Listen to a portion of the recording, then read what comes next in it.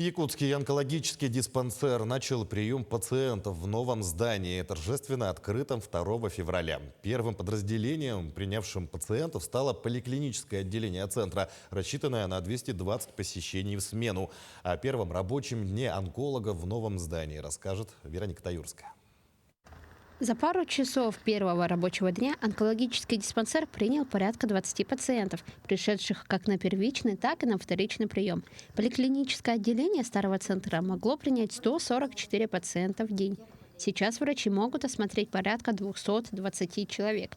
Благодаря новому онкодиспансеру планируется ежегодно принимать до 20 тысяч пациентов. У нас расширился штат, стало больше докторов, соответственно, помощь нашим пациентам стала более доступна. Также у нас наше отделение оснащено высокотехнологичным медоборудованием, которое помогает более квалифицированно диагностировать заболевания и оказывать помощь нашим пациентам. У нас сейчас есть врачи общего профиля, онкологического, также есть маммологи, есть онкогинекологи, есть онколор-врач.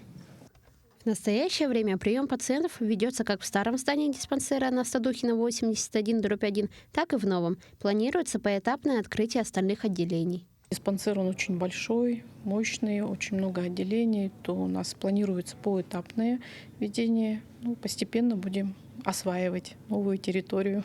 Пациенты у нас записываются через колл-центр по предварительной записи, по времени они подходят на прием.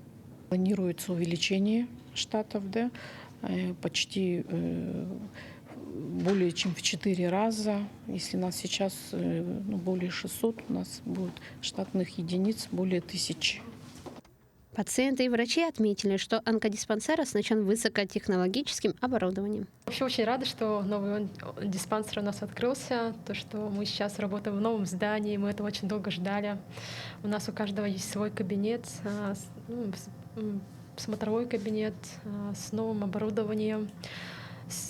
Там, получается, гинекологические кресла новые, полностью аппараты Сургитрон, радиоволновые аппараты у нас новые. Оснащение намного лучше. У нас комфортабельный, получается, по Санпину, это все.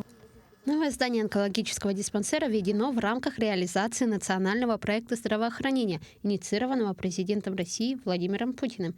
Теперь профилактика и лечение онкологических заболеваний стали гораздо легче и проще. Вероника Таюрская, Георгий Григорьев, Якутск.